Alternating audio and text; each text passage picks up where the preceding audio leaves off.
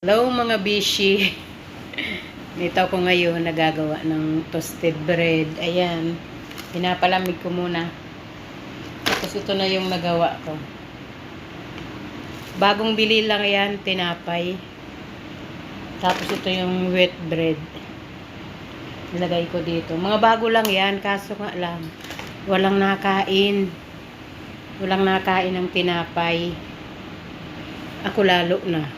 Kaya ang ginagawa ng amo ko, pagkabili, ito toasted ko agad. Ay, naku, sulit na. Yan pa yung iba. Yan, yung isasalang ko. Ito yung ano.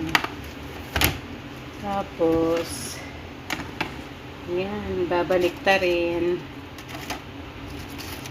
Sinasawsaw niya to sa salad. Ewan, salad yun.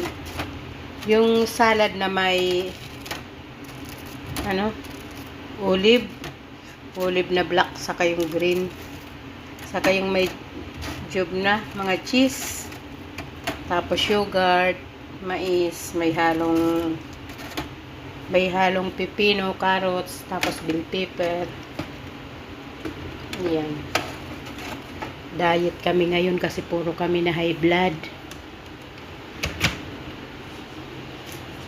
lalo na ako. Isang salang pa. Tapos ito naman yung mga cubes.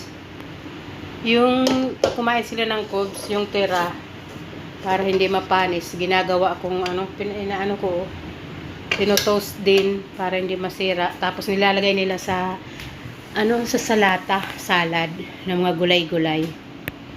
Nakain na din ako. Kasi grabe ang mga ano namin ngayon. Puro kami may sakit. Ako, yung dugo ko 163/143. Marami naman iniinom na gamot pero nahilo pa rin ako hanggang ngayon.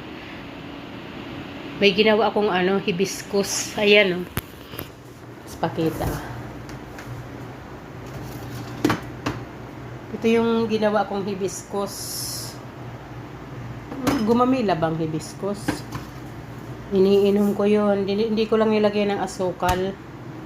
Tapos sige akong papakpipino para bumaba ang dugo. Nahilo pa rin ako hanggang ngayon. Pero no choice. Kailangan magtrabaho. Bawal dito ang tatamad-tamad.